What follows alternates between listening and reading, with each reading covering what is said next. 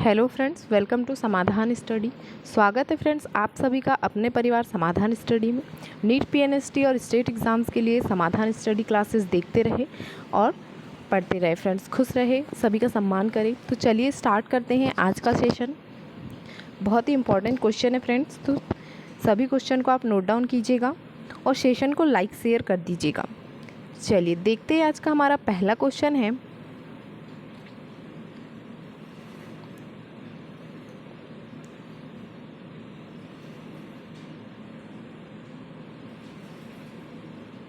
F2 पीढ़ी में एक संकर संकरण का लक्षण प्रारूपी अनुपात होगा।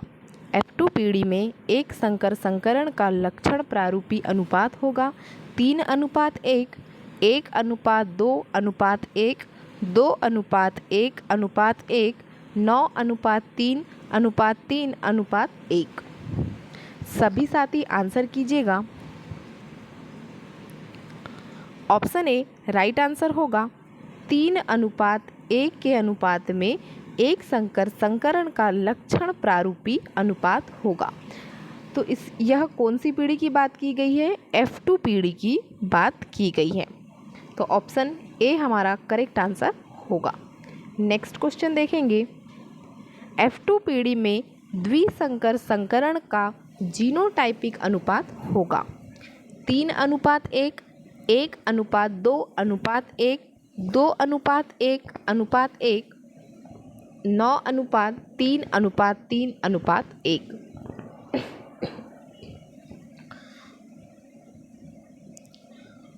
ऑप्शन बी राइट आंसर होगा 1:2:1 के अनुपात में यह होगा, तो हमारा बी ऑप्शन राइट हो जाएगा।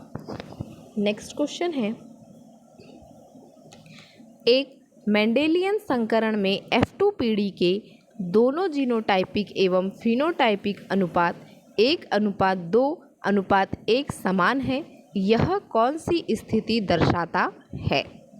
सप्रभाविता, द्विसंकर संकरण, पूर्ण प्रभाविता के एक साथ संकरण, एक संकर संकरण, अपूर्ण प्रभाविता के साथ एक संकर संकरण। सप्रभाविता, द्विसंकर संकरण, पूर्ण प्रभाविता के साथ एक संकर संकरण, अपूर्ण प्रभाविता के साथ एक संकर संकरण।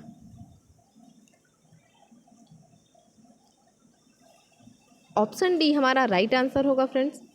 अपूर्ण प्रभाविता के साथ एक संकर संकरण को दर्शाता है। Option D is right answer. Next question है। यदि नर टीटी एवं मादा टीटी हो तो उनके पराग एवं अंडे क्रमशः किस प्रकार के युग्मक का योगदान करेंगे? टी एवं टी युग्मक, स्मॉल टीटी एवं कैपिटल टीटी युग्मक, टीटी एवं टीटी युग्मक, टी एवं टी युग्मक। यहाँ जो टीटी कैपिटल में दिया है और टीटी स्मॉल में दिया है, तो इसका मतलब है कि जो स्मॉल वाला टी है वह बौने पौधे की बात की गई है। बौने जो मेंडल के द्वारा जो लिया गया था उसमें टीटी बौने पौधे का होता था। तो जो नर टीटी है, यहाँ पर टीटी वाला मादा से संबंधित है स्मॉल टीटी, और जो कैपिटल टीटी है वह नर से संबंधित है। ठीक है, तो ये ध्यान रखिएगा। ऑप्शन डी राइट आंसर होगा। ऑप्शन डी राइट आंसर होगा। टी एवं टी युग्मक बनेंगे, मतलब एक नर का टी और एक मादा का टी, तो ये दो टी एवं टी युग्मक बन जाएंगे। नेक्स्ट क्वेश्चन है। मेंडल द्वारा अपने प्रयोग के लिए चुने गए लक्षणों में से निम्न में से कौन सा जोड़ा सही नहीं है? फली की आकृति लंबी या कसी या जकड़ी हुई, बीज का रंग पीला या हरा, बीज का आकार गोल या झुर्रियों युक्त या सिकुड़ा हुआ, फूल की स्थिति अक्षीय या अग्रस्त।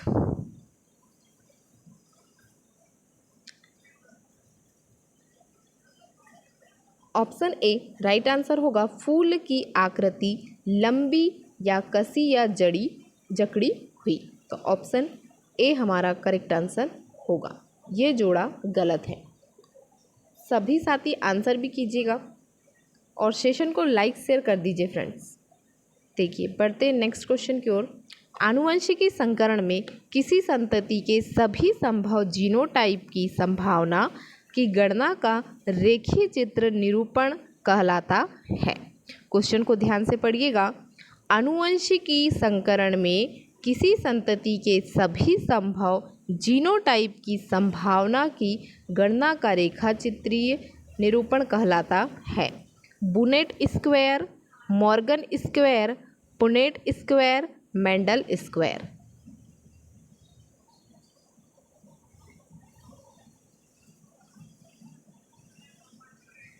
ऑप्शन सी राइट आंसर होगा पुनेट स्क्वायर।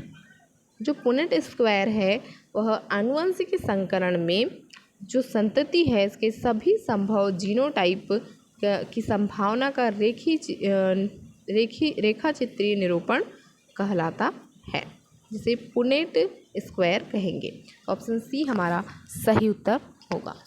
नेक्स्ट क्वेश्चन देखेंगे। ए, बी, सी एवं डी के लिए उपयुक्त विकल्प का चयन कीजिए। A T T, B T T, C T T, D T T. A T T, B T T, C T T, D T T. A T T, B T T, C T T, D T T. A T T, B T T, C T T, D T T. अभी मैंने आपसे कहा था कि जो capital T की बात कर रहा है वह नर से संबंधित है और जो स्मॉल टी की बात कर रहे हैं वह मादा से संबंधित है। तो ये आप नोट डाउन कीजिएगा। यहाँ हमारा सही उत्तर ऑप्शन बी होगा फ्रेंड्स। ए, बी और सी, डी के लिए चयन करना है। तो ए वाला जो पार्ट है वह टी कैपिटल और स्मॉल से मतलब नर और मादा से मिलकर बना है। बी वाला भाग भी हमारा नर और मादा से मिलकर बना है। सी वाला भाग नर मादा से और डी वाला भाग भी नर मादा से मिलकर बनेगा। तो ऑप्शन बी हमारा करेक्ट आंसर होगा। नेक्स्ट क्वेश्चन है। मेंडल ने F2 पौधों को स्वपरागित किया और पाया कि ब्लैंक पौधे ने ब्लैंक एवं ब्लैंक पीढ़ी में बौने पौधे उत्पन्न करना जारी रखा। अतः उसने निष्कर्ष निकाला कि बौने पौधों का जीनोटाइप ब्लैंक होगा। ABC एवं डी के लिए निम्नलिखित उपयुक्त विकल्प का चयन कीजिए। ए बौने, बी F3, सी F4, डी समयुग्मजी। ए बौने, बी F3, सी F4, डी विषमयुग्मजी। ए लंबे, B F5, C F6, D समयुग्मजी। A लंबे, B5, B F5, C F6, D विषमयुग्मजी। ऑप्शन ए राइट आंसर होगा। क्वेश्चन को ध्यान से पढ़िएगा। देखिए फिल करना है हमें यहाँ पर ब्लैंक्स को। मेंडल ने F2 पौधे को स्वपरागित किया और पाया कि ए बौने पौधों ने F3 एवं F4 पीढ़ी में बौने पौधे उत्पन्न करना जारी रखा। मेंडल ने F2 पौधे को स्वपरागित किया और पाया कि बौने पौधों ने F3 एवं F4 पीढ़ी में बौने पौधों को उत्पन्न करना जारी रखा। अतः उसने निष्कर्ष निकाला कि बौने पौधों का जीनोटाइप समयुग्मजी होगा। तो ऑप्शन जो हमारा जो विकल्प डी है वह यहाँ ब्लैंक में समयुग्मजी होगा। तो ऑप्शन ए हमारा करेक्ट आंसर होगा। नेक्स्ट क्वेश्चन है। टेस्ट संकरण है। अप्रभावी F1 पौधों का प्रभावी F2 पौधे के साथ संकरण। अप्रभावी F2 पौधे का प्रभावी F3 पौधे के साथ संकरण, प्रभावी F1 पौधे का अप्रभावी जनक पौधों के साथ संकरण, प्रभावी F2 पौधे का विषम युग्मजी जनक पौधों के साथ संकरण। ऑप्शन सी राइट आंसर होगा। प्रभावी F1 पौधे का अप्रभावी जनक पौधे के साथ संकरण टेस्ट संकरण कहलाता है। नेक्स्ट क्वेश्चन है, मेंडल ने टेस्ट संकरण क्या जानने के लिए किया? मेंडल ने टेस्ट संकरण क्या जानने के लिए किया?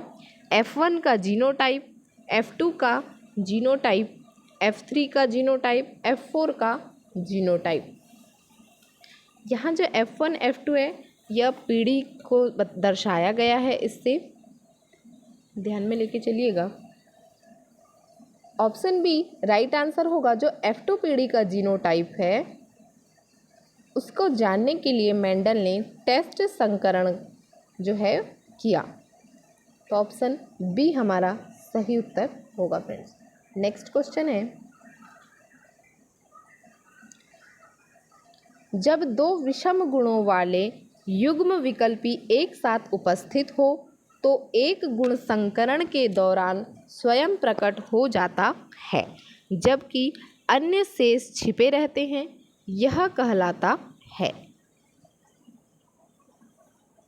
युग्मकों की शुद्धता का नियम, पृथक्करण का नियम, प्रभाविता का नियम, स्वतंत्र अपव्यय का नियम।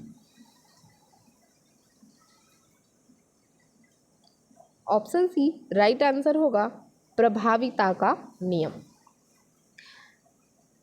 जब दो विषम गुणों वाले युग्म विकल्पी एक साथ उपस्थित हो तो एक गुण संकरण के दौरान स्वयं प्रकट हो जाता है जबकि अन्य शेष छिपे रहते हैं। तो यहाँ ध्यान रखने वाली बात ये होगी कि दो जो विषम गुण थे उनका एक साथ उपस्थित होने पर एक गुण संकरण के दौरान स्वयं प्रकट हो गए और अन्य जो गुण थे वह शेष छिपे रहे, तो यही प्रभाविता का नियम कहलाया। तो ऑप्शन सी हमारा यहाँ सही उत्तर होगा। नेक्स्ट क्वेश्चन है, युग्म विकल्पी जो समयुग्मजी एवं विषम युग्मजी दोनों स्थितियों में स्वयं प्रकट होते हैं कहलाते हैं। प्रभावी युग्म विकल्पी, अप्रभावी युग्म विकल्पी, अपूर्ण प्रभावी युग्म विकल्पी, विभाजित युग्म विकल्पी। ऑप्शन ए राइट आंसर होगा।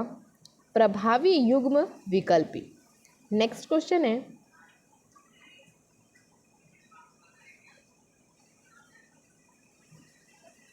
F2 पीढ़ी में 3:1 का अनुपात किसके द्वारा स्पष्ट किया जाता है?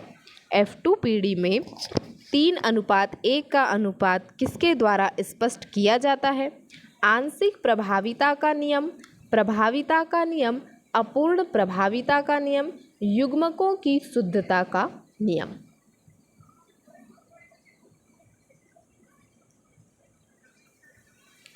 ऑप्शन बी राइट आंसर होगा। प्रभाविता का नियम जो है उसके द्वारा F2 पीढ़ी में 3:1 का अनुपात स्पष्ट किया गया, तो ऑप्शन बी हमारा करेक्ट आंसर होगा।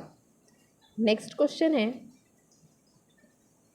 मेंडल के पृथक्करण के सिद्धांत से अभिप्राय है कि जनन कोशिका सदैव ग्रहण या प्राप्त करती है।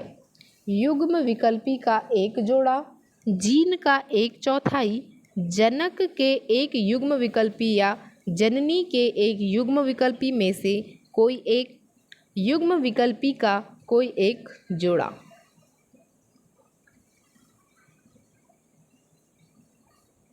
ऑप्शन सी राइट आंसर होगा। जनक के एक युग्म विकल्पी या जननी के एक युग्म विकल्पी में से एक, तो ऑप्शन सी हमारा करेक्ट आंसर होगा। अगला क्वेश्चन है,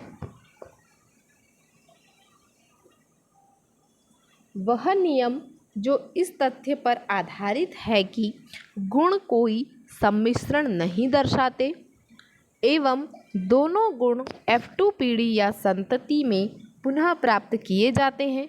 हालांकि एक गुण F1 संतति में अनुपस्थित होता है, यह कहलाता है।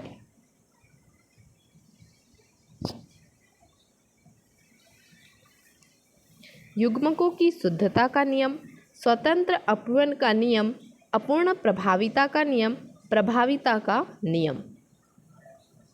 ऑप्शन ए राइट आंसर होगा युग्मकों की शुद्धता का नियम।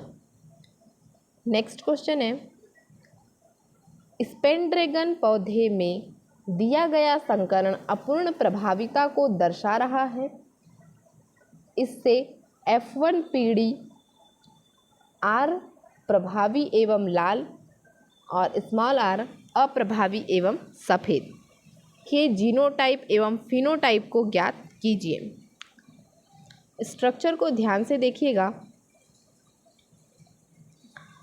ए RR एवं सफ़ेद, बी RR एवं लाल, सी RR एवं गुलाबी, डी अनुमान नहीं लगा सकते।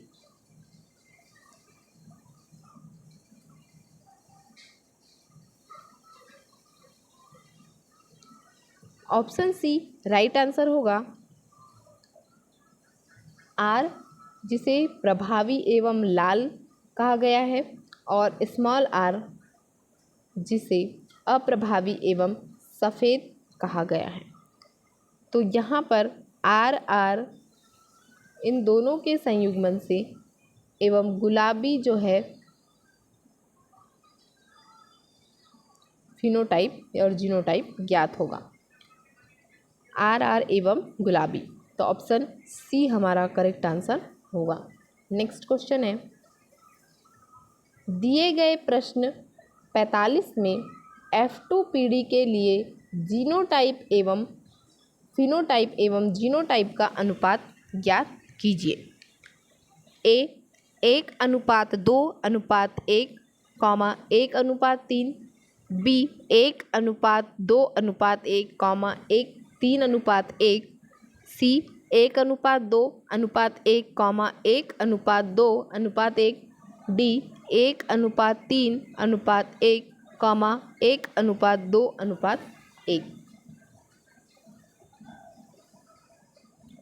ऑप्शन सी राइट आंसर होगा। फिनोटाइप और जीनोटाइप का अनुपात 1:2:1 फिनोटाइप का होगा और जो जीनोटाइप है उसका 1:2:1 मतलब समान ही होगा। तो ऑप्शन सी हमारा करेक्ट आंसर होगा। नेक्स्ट क्वेश्चन है, सैद्धांतिक रूप से अपूर्ण प्रभाविता में एक युग्म विकल्पी सामान्य रूप से कार्य करता है जबकि दूसरा युग्म विकल्पी होता है सामान्य युग्म विकल्पी, अक्रियाशील युग्म विकल्पी, सामान्य किंतु कम दक्ष युग्म विकल्पी, उपरोक्त सभी।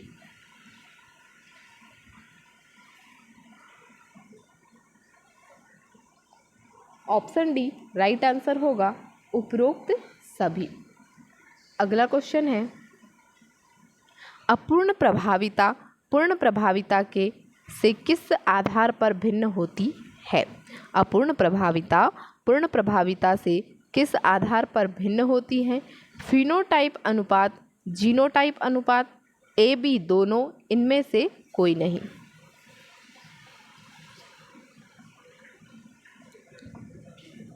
ऑप्शन सी राइट आंसर होगा, ए बी दोनों। फिनोटाइप अनुपात और जीनोटाइप अनुपात के से अपूर्ण प्रभाविता पूर्ण प्रभाविता से भिन्न होती है। ऑप्शन सी हमारा राइट आंसर होगा। नेक्स्ट क्वेश्चन है, कौन से मेंडेलियन विचार को संकरण के द्वारा वर्गित किया गया जिससे F1 पीढ़ी दोनों जनकों को दर्शाती है? कौन से मेंडेलियन विचार को संकरण के द्वारा वर्गित किया गया जिससे F1 पीढ़ी दोनों जनकों को दर्शाती है? अपूर्ण प्रभाविता, प्रभाविता का नियम, एकल जीन की आनुवंशिकता, सप्रभाविता।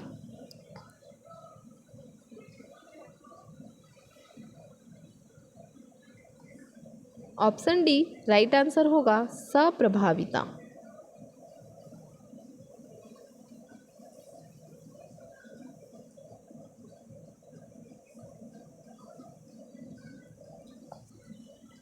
ऑप्शन डी यहाँ पर करेक्ट आंसर होगा। नेक्स्ट क्वेश्चन है, ए बी और रुधिर वर्ग को नियंत्रित करता है। I gene, C gene, B gene, N gene.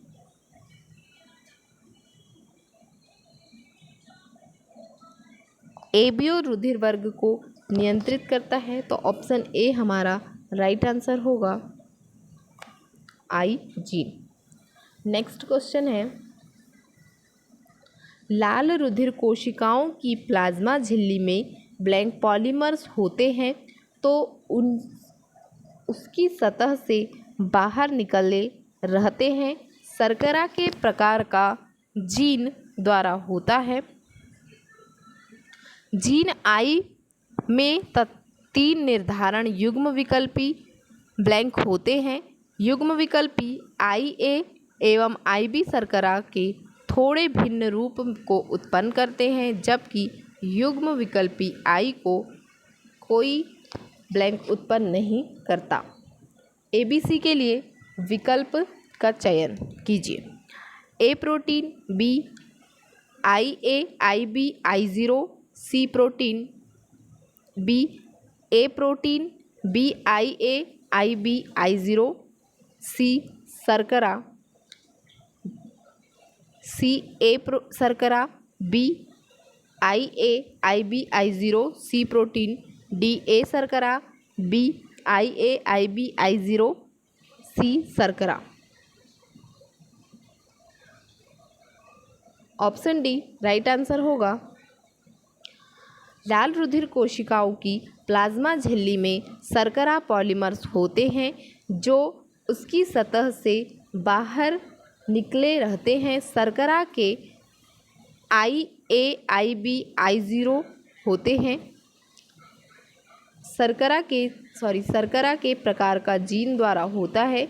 Gene I में 3 निर्धारण युग्म विकल्पी आई A I B I zero होते हैं।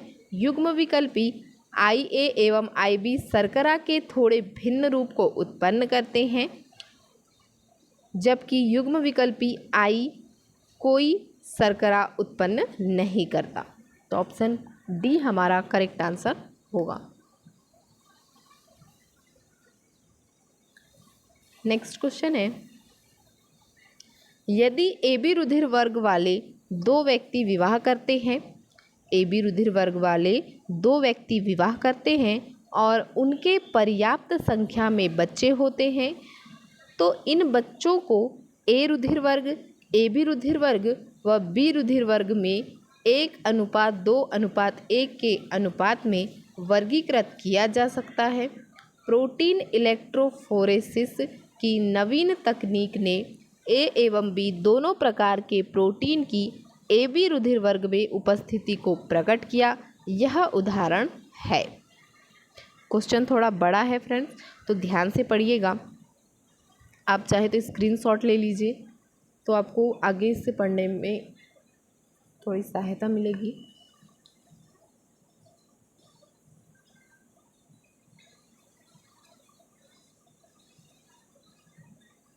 सप्रभाविता, अपूर्ण प्रभाविता, आंशिक प्रभाविता, पूर्ण प्रभाविता। ऑप्शन ए राइट आंसर होगा सप्रभाविता। नेक्स्ट क्वेश्चन है, जब 2 से अधिक युग्म विकल्पी एक गुण या विशेषता को नियंत्रित करते हैं तो कहलाते हैं। अनेक युग्म विकल्पी, सहयुग्म विकल्पी, बहुयुग्म विकल्पी, ये सभी।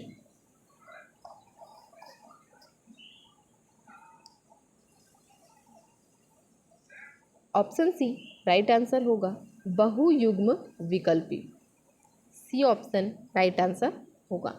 नेक्स्ट क्वेश्चन है, माता ए रुधिर वर्ग, पिता ए बी रुधिर वर्ग, इस स्थिति में बच्चे का कौन सा रुधिर वर्ग नहीं होगा? यहाँ अंडरलाइन कीजिएगा कि नहीं होगा। आप नोट्स बनाते हैं तो तो उनमें ऐसे पॉइंट्स को ज़रूर अंडरलाइन कीजिए कि क्या लास्ट में बोला गया है, होगा बोला गया है या नहीं होगा बोला गया। तो यहाँ पर नहीं होगा की बात की गई है।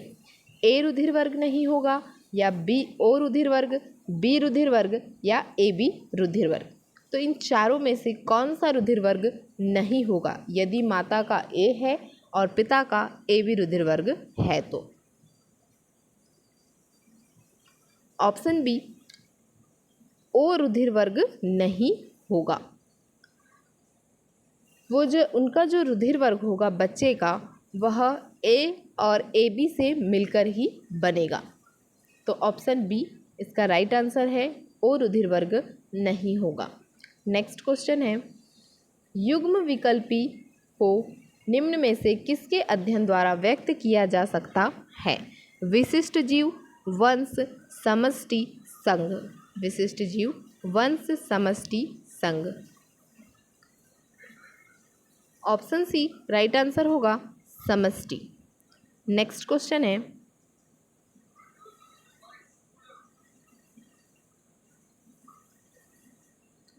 मटर के पौधे में स्टार्च संश्लेषण जीन निम्न में से किसका उदाहरण है?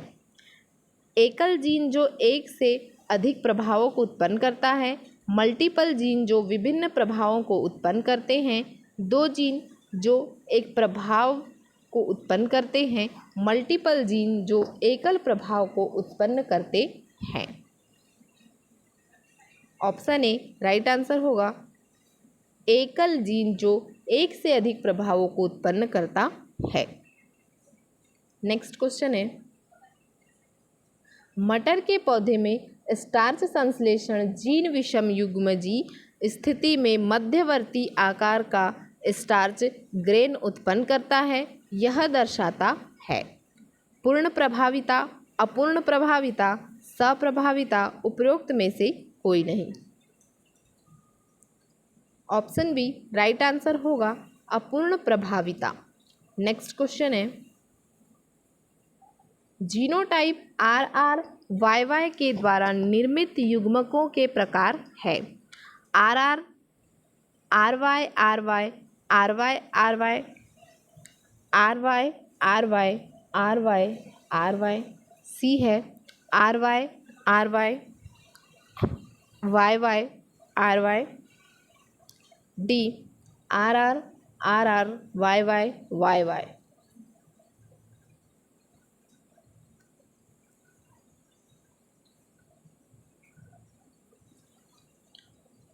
ऑप्शन ए राइट आंसर होगा, RY, RY, RY, RY। Genotype द्वारा निर्मित युग्मकों के प्रकार। ऑप्शन ए करेक्ट आंसर होगा। नेक्स्ट क्वेश्चन है, स्वतंत्र अपवहन के नियम में कितने कारक शामिल रहते हैं एक द्विसंकर संकरण के लिए? A 2, B 3, C 4, D 1।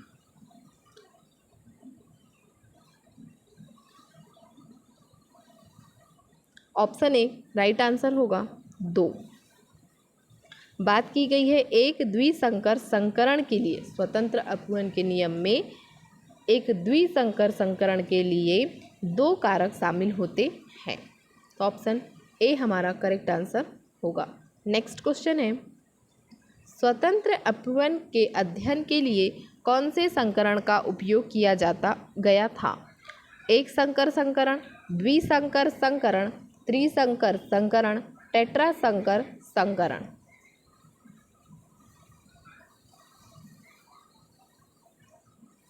Option B right answer होगा, द्विसंकर संकरण। आज का सेशन यहीं पर समाप्त हो रहा है फ्रेंड्स। तो सभी साथी सेशन को लाइक शेयर ज़रूर कर दीजिएगा और पढ़ते रहिए, खुश रहिए, कुछ बड़ा करने की सोचिए, हर दिन को खुश करने की सोचिए। ठीक है फ्रेंड्स, मिलते हैं नेक्स्ट क्लास में। Thank you for watching.